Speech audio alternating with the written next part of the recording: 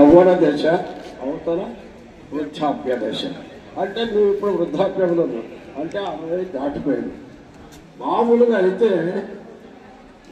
వయస్సులో ఉండేవాళ్ళు 60 వరకు బాగానే ఉంటారు, ఆ తర్వాత ముందు తిరుగుతూ ఉంటుంది.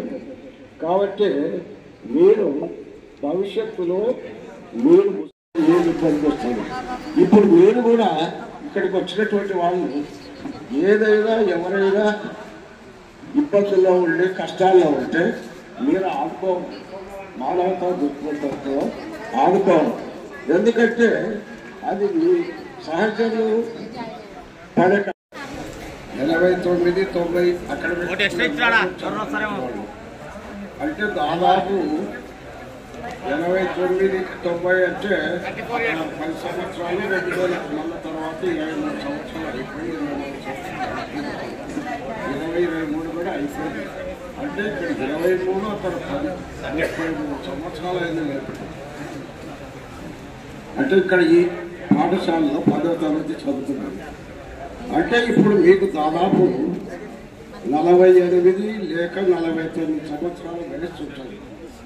కాబట్టి మీ పిల్లలు కూడా పెద్దవాళ్ళు అవుతారు, కొందరు ఆడపిల్లలకు పెళ్లి కూడా అయి ఉంటుంది. అందరూ అన్ని విధాలుగా పనులు చేసుకుంటూ ఉంటారు. నాకు తెలిసినంత వరకు 4 రకాలుగా ఉంటారు. ఒకరు ఉద్యోగాలు చేస్తుంటారు, కొందరు అది ప్రైవేట్ ఉద్యోగం కావచ్చు, గవర్నమెంట్ ఉద్యోగం కావచ్చు. తర్వాత రెండో వాళ్ళు వ్యాపారం చేస్తూ బ్రతుకుతూ ఉంటారు, జీవనం చేస్తుంటారు, అదొక వృత్తి. అటువంటి వాళ్ళు కూడా కొందరు ఉంటారు. ఆ తర్వాత మామూలుగా ఇప్పుడు ఉద్యోగులు, తర్వాత వ్యాపారస్తులు, ఆ తర్వాత కొందరు వ్యవసాయం చేస్తూ కూడా పొలం ఉండేవాళ్ళు జీవనం చేస్తూ ఉంటారు. ఆ తర్వాత కొందరు పాలిటిక్స్లో, రాజకీయాలలో కూడా ఉంటారు. కాబట్టి నాకు తెలిసినటువంటి 4 రకాలుగా అందరూ పనిచేస్తూ ఉంటారు. ఏం చేసినా మీరు మీ కుటుంబం కోసం అన్ని విధాలా పాటుపడాలి. ఇప్పుడు ఎట్లుందంటే కొందరు ఇంటిలో భోజనం కాకుండా బయట భోజనం చేస్తూ ఉంటారు, అదంతా ఫాస్ట్ ఫుడ్ బాగుంటుంది. కాబట్టి ఇప్పుడు అనుకోకుండా చిన్న వాళ్ళకే రోగాలు వచ్చి వెళ్ళిపోతున్నారు. కాబట్టి మీరు ఆరోగ్యాన్ని బాగా కాపాడుతుంది. తర్వాత ఇంకొక విషయం, ఇక్కడికి మీరందరూ వచ్చినప్పుడు ఒకరినొకరు ఆప్యాయతతో పలకరించుకుంటుంటారు. అదే ఇప్పుడు ఈ సమ్మేళనం ఇక్కడ జరిగింది. ఎలా ఉన్నావు, ఏం కథ, మీ పిల్లలు ఏం చేస్తున్నారు, మీరేం చేస్తున్నారు, ఏం సంపాదిస్తున్నారు. మీలో కొందరు ఎక్కువ సంపాదించే వాళ్ళు ఉంటారు, కొందరు తక్కువ సంపాదించే వాళ్ళు ఉంటారు. కానీ మీరు మామూలుగా చూడండి, మన జీవితంలో 5 దశలు ఉంటాయి. ఒకటి క్లాస్ లో సార్ మాకు సైకిల్ కి సవారీ ఒక పాఠం చెప్పినారు. ఆ సైకిల్ కి సవారీలో ప్రేమచంద్ సైకిల్ నేర్చుకోవడానికి పోతా ఉంటే వేరే వాళ్ళు తుమ్మినారంట. ఈరోజు ముహూర్తం బాగాలేదు అని చెప్పేసి పోలా. మరుసటి రోజు రస్తలో ఎవరో వచ్చినారంట, వాళ్ళు వచ్చినారని పోలా. జీవితంలో సైకిలే నేర్చుకోవాలా. సార్ ఆ పాఠం చెప్పిన నేను కూడా సైకిల్ నేర్చుకోవాలా. Thank you sir.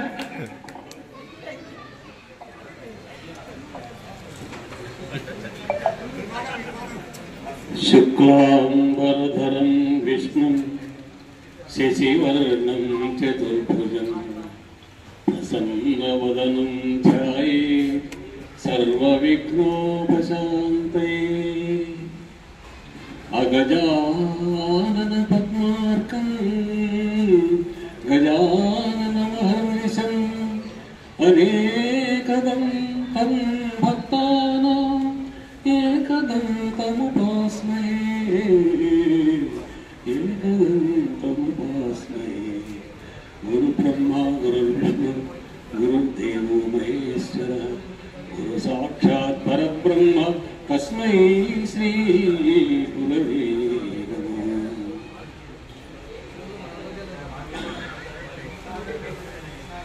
1989-90 విద్యార్థులు మీరందరూ కూడా మామూలుగా క్లాసులోకి వస్తే అబ్బాయిలు అమ్మాయిలు కూర్చొని లేదో మొట్టమొదటి చెప్పే విషయం అది.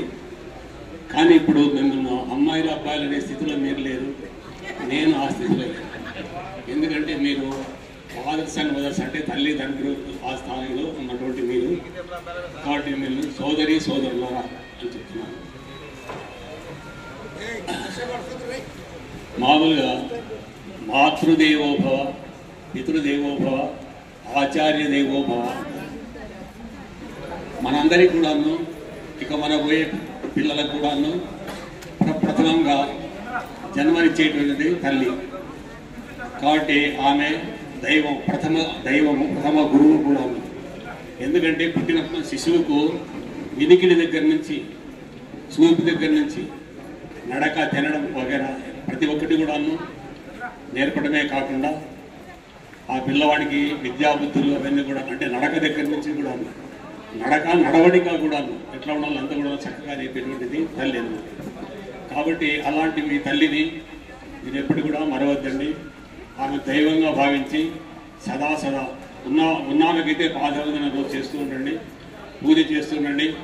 ఆ తర్వాత గతించిన వాళ్ళు ఉంటే వారి ఫోటోను నిలబడి స్మృత్యర్థంగా వారికి, ఆ తల్లికి నమస్కారం, ప్రణమిల్లండి.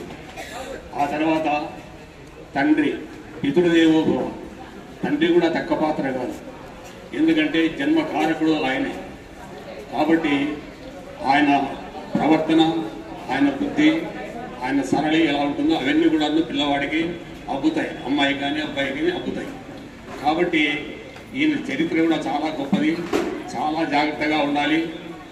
మీరు ఎలా ప్రవర్తిస్తే దాన్ని చూసి వాళ్ళు ప్రవర్తిస్తారు. కాబట్టి మీరు భార్యాభర్తలుగా ఆయన ఇద్దరు మీరు పంటలు ఏదైతే ఉన్నారో మీరు ఇంట్లో మెలగవలసినట్టు చాలా అతి జాగ్రత్తగా ఉండాలన్నమాట. ప్రతి నడవడికలోనూ, మాటలను, కదలికలను అన్ని కూడా చాలా గోప్యంగా ఉంటూ చక్కగా వాళ్లకు మంచి బాటను చూపాల్సిన అవకాశం ఉంటుందన్నమాట. కాబట్టి మీరు ఆ విధంగా చేయండి. ఆ తల్లి ఇంట్లో అన్ని తన బాధ్యతగా కావలసినవన్నీ కూడా ఆ పిల్లలకు సవరిస్తుంటుంది. తర్వాత తండ్రి బాధ్యత ఏంటంటే ఆ పిల్లవాడు స్కూల్కి పోయిన తర్వాత ఏ స్కూల్లో ఎలా చదువుకోవాలి, ఏమేమి వాడి పుస్తకాలు వగేరా, ఫీజులు వగేరా అన్నీ కూడా ఆ విషయాన్ని చూస్తాడు. తర్వాత ఏ స్థాయిలో ఉన్నాడు, ఏం నేర్చుతున్నాడు, ఏ నడవడికలో ఉన్నాడు అనే విషయాలు కూడా చూస్తాడు అనమాట. కాబట్టి ఆ బాధ్యత ఇప్పుడు మీ మీద ఉందన్నమాట. మీ తల్లిదండ్రులు చూసినారో చూడలేదో కొంచెం చూసింటారు, కానీ ఇప్పుడు మీ బాధ్యత చాలా అత్యుత్తమైనటువంటి అనమాట, అతి ప్రధానమైనటువంటి విషయం. కాబట్టి మీరు మీ పిల్లల నడవడికల విషయంలో ముందు మీ నడవడికలను జత చేస్తూ వాళ్ళను ఆ విధంగా మీ బాటలు నడిచేట్టుగా మీరు చూసుకోవాల్సిందే బాధ్యత మీ మీద ఉంది. కాబట్టి మీరు ఈ విషయంలో మాత్రం కూడాను ఏమరపాటు చూపవద్దండి. కాబట్టి ఈ విధంగా తర్వాత గురు బ్రహ్మ, గురు విష్ణు అన్నారు కదా, కాబట్టి ఆయన్నే సర్వస్వామిని మీరు నమ్ముతున్నారు. అందువల్లనే మీరు ఇప్పుడు 30 సంవత్సరాలకు, అంటే 3 దశాబ్దాలు గడిచిపోయింది. ఆ దశాబ్దాలు గడిచిపోయినా కూడా మమ్మల్ని దృష్టి పెట్టుకుని, మమ్మల్ని గుర్తుంచుకొని ఇంత ఘనంగా మమ్మల్ని పిలిపించి పట్టుదలతో ఇక్కడికి వచ్చేట్లు చేసి మమ్మల్ని గొప్పగా సన్మానించి మా వాక్కులు, మా దీవెనలు అందాలనే ఉద్దేశంతో మీరు విధంగా పిలిచి సత్కరించినందుకు మా హృదయపూర్వకంగా మీ అందరికీ కూడా కృతజ్ఞతలు తెలియజేస్తున్నాను. చాలా దీని వెనుక కూడాను ఈ అందరినీ సమావేశపరచడానికి ముఖ్యమైన కొంతమంది ఉంటారు, 5-6 మంది ఉంటారు. కాబట్టి వాళ్ళందరికీ కూడా ప్రత్యేకంగా కూడా మరి వాళ్ళకు ధన్యవాదాలు తెలియజేస్తున్నాము. కాబట్టి మీరు చక్కగా ఉండాల్సింది. తర్వాత తల్లి పాత్ర ఉంది. ఆ తల్లి పాత్ర గురించి చెప్పాలంటే నాకు చాలా మహా గొప్ప విషయం అన్నమాట. ఎందుకంటే ఆ తల్లి ఆ పిల్లవాడిని పెంచడానికి స్తన్యాన్ని, చనుబాలను ఇచ్చి పెంచుతుంది అన్నమాట. ఈ ప్రస్తుత పరిస్థితుల్లో ఈ ధరలు ఎట్లా ఉన్నాయంటే ఈ రోజున్న రేటు రేపు రేటు ప్రతి కాయగూర దగ్గర నుంచి, పూలు పండ్ల దగ్గర నుంచి ప్రతి ఒక్కటి కూడా, ప్రతి తిరు పదార్థం అయితే ఇతర వస్తువు అయితే ప్రతి ఒక్కటి కూడా పెరుగుతూ పోతుంది. కానీ ఆ స్తన్యపానము అంటే చనుబాలని ఉన్నాయే, రకరకాల పాల ప్యాకెట్ మనం చూస్తుంటాము. ఒకటి రేటు, ఈ రోజున రేటు రేపు ఉండదు, రేపున్న రేటు ఇంకో సంవత్సరం పెరుగుతూ పోతుంది. 10 రూపాయలు 20, 35 అట్లా 40 అట్లా పోతున్నాను అన్నమాట. కానీ స్తన్యపానం యొక్క ఆ తల్లి పాలు మాత్రము ఏమాత్రం కూడా ధర పెరగదు చెప్తున్నాను. దానికి ఒక చిన్న పద్యం ఉంది.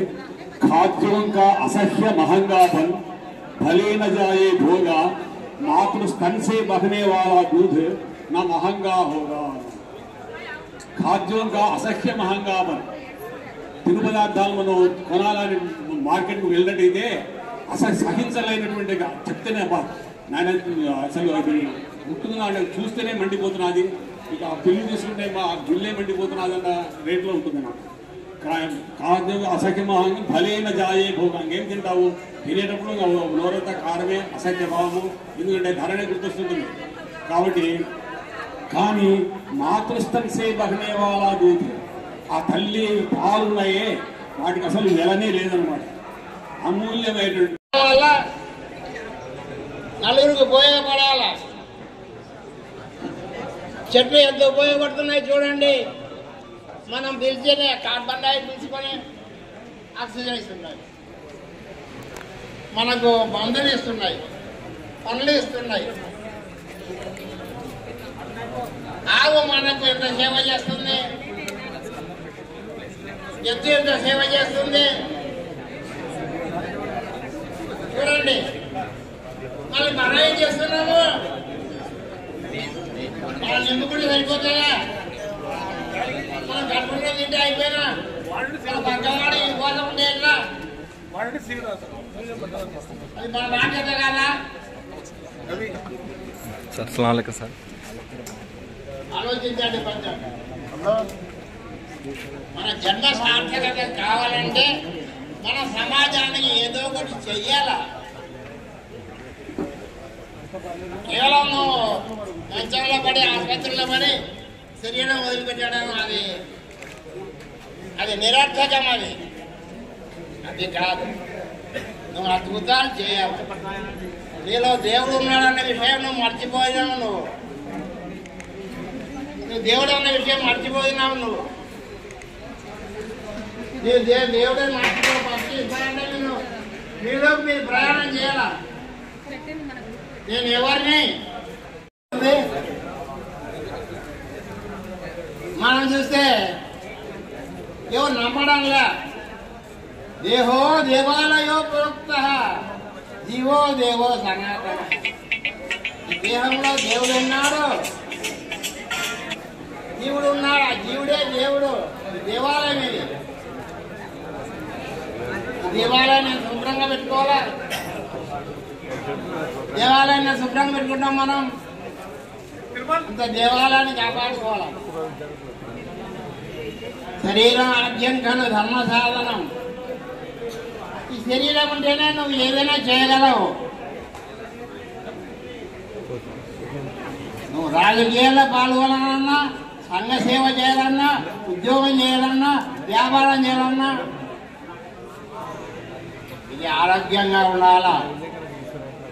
దీన్ని రక్షించుకోవాల్సిన బాధ్యత నీకు దేవుడు కానుకగా ఇచ్చినాడు. అది దాన్ని ఆరోగ్యంగా నువ్వు రక్షించుకోవాల్సిన బాధ్యత నీది. మనం ఇతర లోకాల నుంచి నక్షత్ర మండలానికి ఇక్కడ వచ్చినాం. ఇక్కడ కొంత నేర్పడానికి, కొంత నేర్చుకోవడానికి వచ్చినాం. వచ్చిన తర్వాత వచ్చిన పని మర్చిపోయినాం. కేవలం పొట్ట పని నింపుకుంటే చాలే అన్నటువంటి అభిప్రాయం వచ్చింది. జాగ్రత్త, పొట్టకు ఇంత అవస్థ పడాలన్నా, నీ ఎనర్జీ అంతా దానికోసం ఖర్చు చేయాలన్నా, ఒక ముద్ద అన్నం కోసం నువ్వు పొద్దురు చేసడానికి పడరాని పాటలు చేయకూడని పనులు చేస్తూ నిన్ను నువ్వే పతనం చేసుకుంటున్నావు. మర్చిపోకూడదు మనం.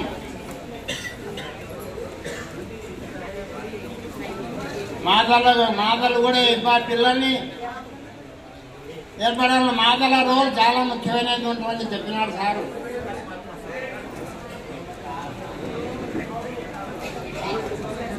మన స్థితి మనం మర్చిపోయినాం. మనం కూర్చో చంద్ర, కూర్చోమ్మా.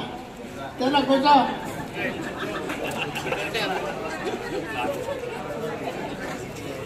మళ్ళీ మనల్ని మన జ్ఞాపం చేసుకోవాలి.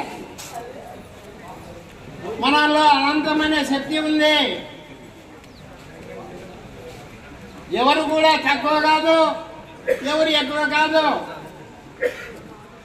ఒక్కొక్కరు ఒక రంగంలో ప్రగతి సాధించినారు, ఒక్కొక్కరు రంగంలో ముందుకు పోతున్నారు. కాబట్టి మనల్ని మనం ఒకసారి జ్ఞాపకం తెచ్చుకోవాలనుకుంటే మనం అందరూ కూడా కళ్ళు మూసుకొని కూర్చోవాలి. మనలోకి మనం ప్రయాణం చేయాలా. మనకు అన్ని తెలుసు. మీ చేతిలో సెల్ ఉంది కాబట్టి మీ ప్రపంచంతో మీ చేతిలోనే ఉంది. కానీ మీకు తెలియదు ఒకటే ఒకటి. ఏంటది? మీరెవరో మీకు తెలియదు, నేనెవరో నాకు తెలియదు. అమెరికా తెలుసు, ఇంగ్లాండ్ తెలుసు, ఆస్ట్రేలియా తెలుసు, అన్నీ తెలుసు. మరి మన గురించి మనకు తెలియదే. నేనెవరు? నేను ఎక్కడి నుంచి వచ్చాను? నా కర్తవ్యం ఏమిటి? నేను మళ్ళీ శరీరం వదిలించుకొని ఎక్కడికి పోతాను? ఇవన్నీ తెలుసుకోవాల్సిన బాధ్యత మనం. కేవలం ఏదో 2 అక్షరాలు నేర్చుకొని, ఉద్యోగం చేసుకొని, 2 డబ్బులు సంపాదించుకొని, భార్య పిల్లలను పోషించుకొని వ్యాధిగ్రస్తమై శరీరాన్ని వదిలిపెట్టడానికి కాదు మనం వచ్చింది. రోగాల బారిన పడి శరీరం వదిలిపెట్టడానికి కాదు. మనం అద్భుతాలు చేయడానికి వచ్చినాం. మన శక్తి మర్చిపోయినాం. ఎక్కడో టీ బాయ్ ఉన్నటువంటి రావుడు ప్రధానిగా అధిరోహించినాడు. చూడండి, ఒక టీ బాయ్ అతడు తానేదో తెలుసుకున్నాడు, ఆ స్థితికి ఎదిగినాడు. కేవలం సాధారణంగా ఎదగడం అంటే డబ్బు సంపాదించడం అనుకుంటారు. జయ హే జయ జయ జయ జయ హే. జై Hind. Thank you very much.